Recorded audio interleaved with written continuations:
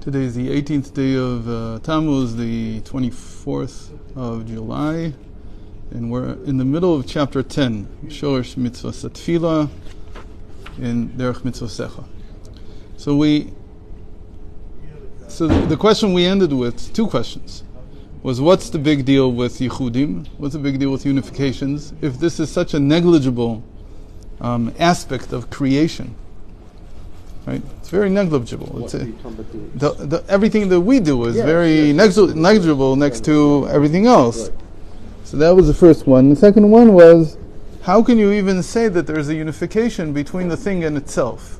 Because since each one of the names in the end is referring to God Himself, so it's still, it's like two things that refer to the same thing, and you're combining them, and it's like you're combining something with itself. That was the second question. So first of all, I was thinking about this. You have to say that the reason that we know that there are Yichudim, where do we know this from even, that there are unifications? How do we even know this? So you could say we know it because there's male and female in the world. That's one way. But the Torah has to say that there is. And the Torah says, in the second chapter, the Torah begins with unifications. It says, in the first chapter, Hashem is called Elokim. In the second chapter, it's called Hashem Elokim. So the moment and then subsequently, there's all kinds of names that connect together. So you see from the Torah itself that there is such a concept of names unifying.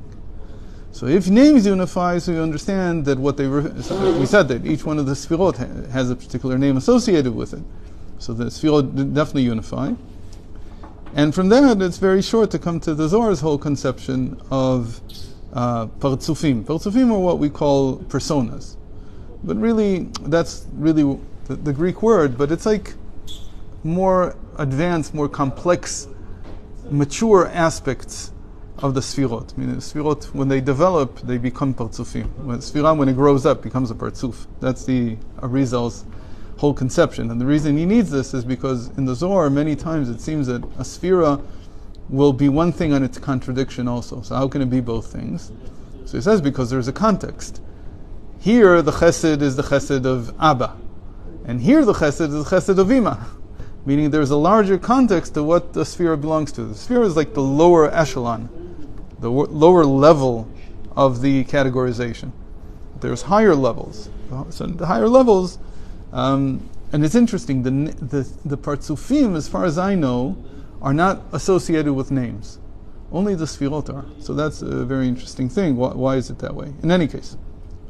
So now he has these two questions. Now he's going to answer them for the rest of chapter 10, and then he's going to have more questions. Another thing I wanted to say is, if you follow what's going on in any good essay of Chassidus, Maimer of Chassidus, you'll see, in my opinion, that this is the modern Talmud. Why is this the modern Talmud? Because especially the Tzemach Tzedek, who's very good at this, all his writings are this way. He gathers all the information about a certain topic from everywhere. And then he'll pit one thing against the other until he comes up with different takes on how to treat the subject, which is what the Talmud does. The Talmud, though, did it with a smaller span of time. In other words, the rabbis that you find in the Talmud, they all lived within 500 years of each other. The Tzemach Tzedek is taking things from 2,000 years. But he's bringing it all together. And it's not just him. The Rashab does the same thing. Everybody does the same thing. They bring it all together, and then they use Talmudical thinking, reasoning, in order to figure out what's the way to look at this. What are the possible ways of approaching this? There's not one way ever. There's always many ways. Like in the Talmud, there's never one particular way. But you have to follow the reasoning through and then decide whether you've been convinced or not convinced. So here he follows the same type of kasha and answer, and shakla v'tarya, same type of approach. But according to what we've explained so far, we can answer these questions.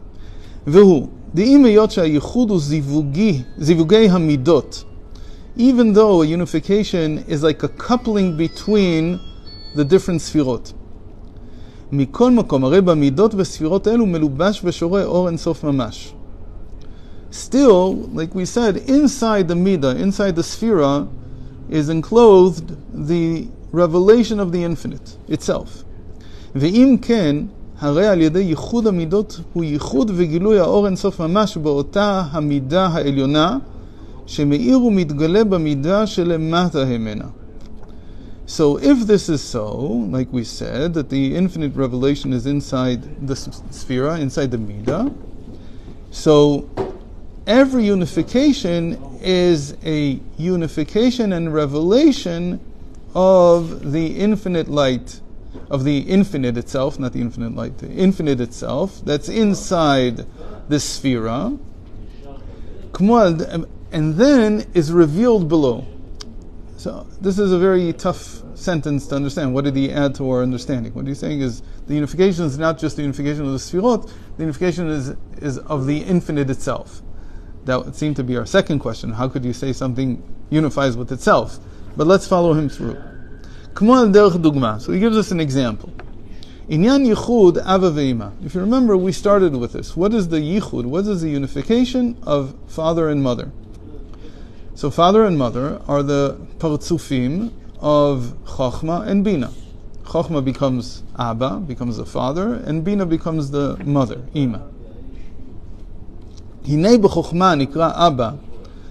Behold, in Chochma, in wisdom, which is called father, shoreh or en sof, mishum she'achochma hu kli habitul. He says, in Father there is the revelation of the infinite, because wisdom is a vessel of nullification. Ukmo shekatuv havaya b'chochma.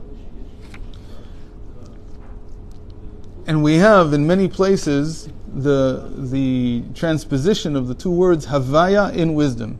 God and wisdom. In the wisdom. In other words, he's saying, how can the infinite even dwell inside this finite, in this particular finite sphere? Because wisdom has an aspect of nullification to it. That's what it represents. So when something is nullified, the infinite can dwell within it.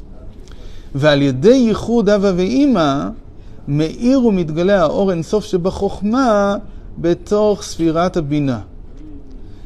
And by father coupling with mother, meaning Chochma with Bina, so now you can have the infinite, which usually dwells inside the wisdom because of its aspect of self-nullification.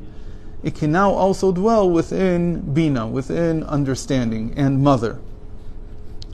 ולכן נקרא ייחוד הזה ייחוד הוויה אלוקים או הוויה אקיה. And that's why this particular unification is referred to in the Torah as Havaya Elokim, which we just mentioned is the unification we find in the second chapter of Genesis. Or something that's called Havaya Ekia. This is not in the Torah. There's no Havaya Ekia in the Torah or in the prophets or anywhere else, but this is a statement from the Zohar. Havaya Ekia. That you can couple these two. Ekia is usually Bina.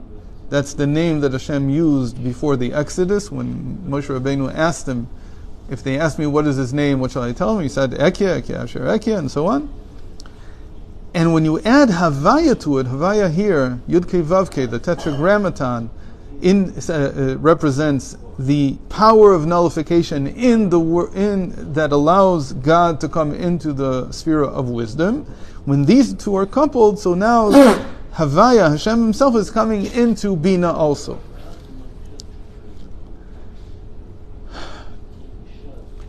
So what do we gain? He's explaining to us how a coupling works. That because one of them has a certain power, the other now benefits from it. The same thing as if you file your taxes as a couple, or if you file your taxes as a single person. As a couple, so if one person has certain benefits, so the other one enjoys them also. If you do separately, so each one has to cope with their own return and whatever benefits they have and whatever they have to pay. So the same thing he says happens here. When you become a couple, then the benefits are shared. והנה שני השמות האלו מורים על הבורא יתברך שמצד התלבשותו בחוכמה נקרא הוויה ומצד התלבשותו בבינה נקרא אלוקים או אקיה ועל ידי ייחוד זה נמצא מאיר ומתייחד האור אינסוף שבחוכמה נקרא הוויה עם בחינת האור שבבינה נקרא אלוקים ואם כן הרי מובן שמעלת הייחודים גילוי אור אינסוף ממש ולא כדי קלקה דייתך, זה צריך להיות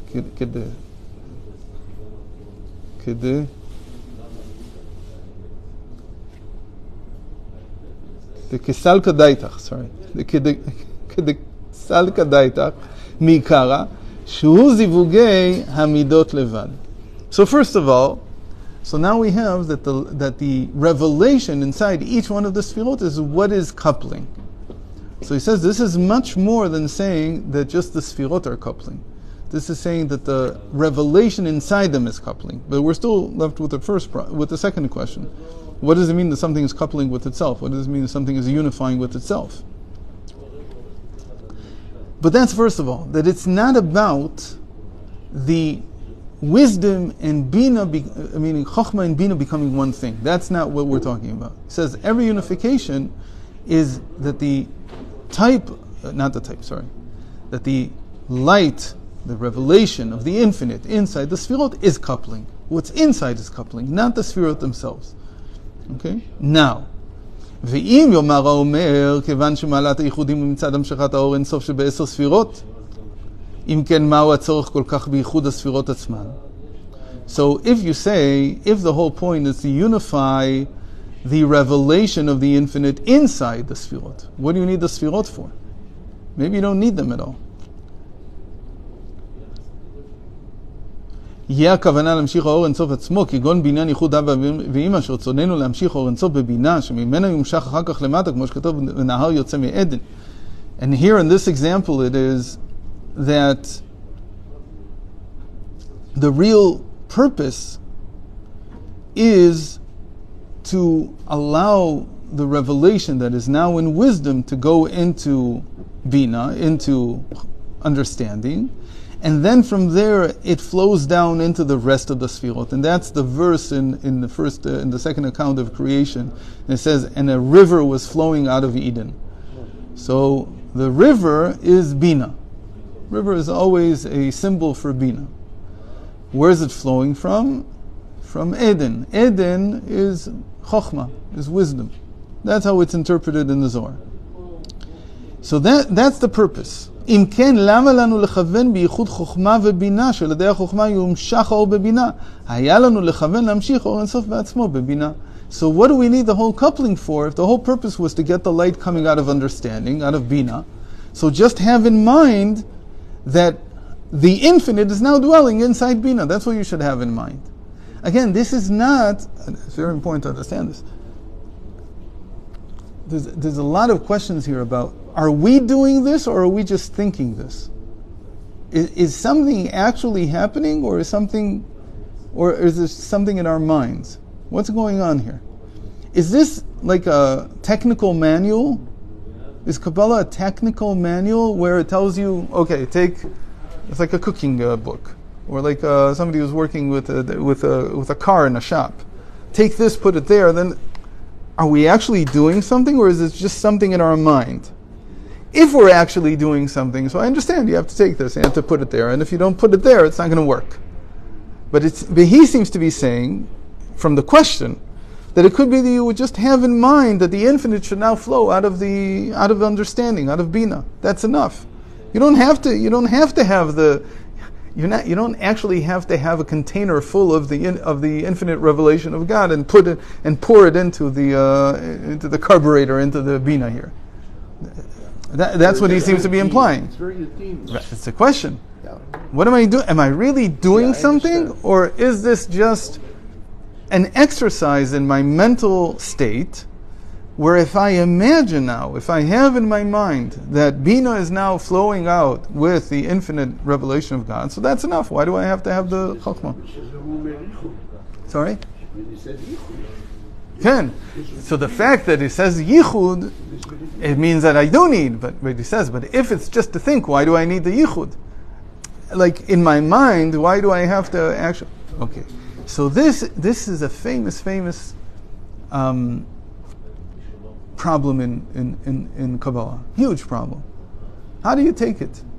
Do you take it as something functional? Literally or figuratively. Right. Figuratively. It's even worse than that, because in any case it's figurative. Because the figuration here, the abstraction here, is true in any case. Because nobody has ever seen a container full of a container made of wisdom, full of the infinite light of God, and nobody's ever seen a container full of understanding. So it's figurative. So everything is figurative. That's not the problem. The question is whether these are states of mind that I need to be in, or whether I can just go to the end. In other words, if I'm making it's an abstraction, but where do we take the abstraction? Right. So a way to exemplify it would be. I wanted to give you an example from electrical engineering, but from electricity, the way engineers think. But it's a little too far. But let's take a cooking book. So when you think through the process of what you need to do to make a cake, let's say, do you actually have to imagine taking 200 grams of butter or can you imagine the final cake? Which one do you need? I mean, if I just want the final cake, just imagine the cake. So imagine that the cooking book would just have pictures of the final product. It wouldn't be very useful in a certain sense. Even though maybe you could figure out, okay, but we don't work that way. We have to have some kind of process. So we don't have time. I'll say the beginning of the story, that the Maggid of Mezrich, the successor of the Baal Shem Tov, was a great Kabbalist before he met the Baal Shem Tov. And there's a famous story about how he became his disciple, which has a lot to do with the story we're going to say now, but we'll leave it for another time. When he was in his later years, he met a childhood friend who he had studied a lot of Kabbalah with. Childhood, I mean like in his teens or 20s. And this friend came to visit him, and when he came, he met, as is the custom, he waited for him to come out to daven, to pray, and it was like Ma'ariv or something. And he noticed that the Maggid prays for a long, long time. And that's not the way of the Kabbalists. The Kabbalists daven very quickly. For all their hundreds of pages of intentions that they have, they finish davening like a regular person, 3-4 minutes. But the Maggid prayed for half an hour. And this friend who was well versed in Kabbalah knew that the Maggid also was, because that's how he left him. He asks him at the end of davening, when he goes up to him and they hug and he said, what's going on with you and this and that. So he says, why did it take you so long to pray? What's changed? So he asked him, what do you do for a living now? So he says, the Maggid asks his friend, so he says, I go to the fair in Leipzig once every couple of months, and I buy and sell there, and that's what I live from for 2 months.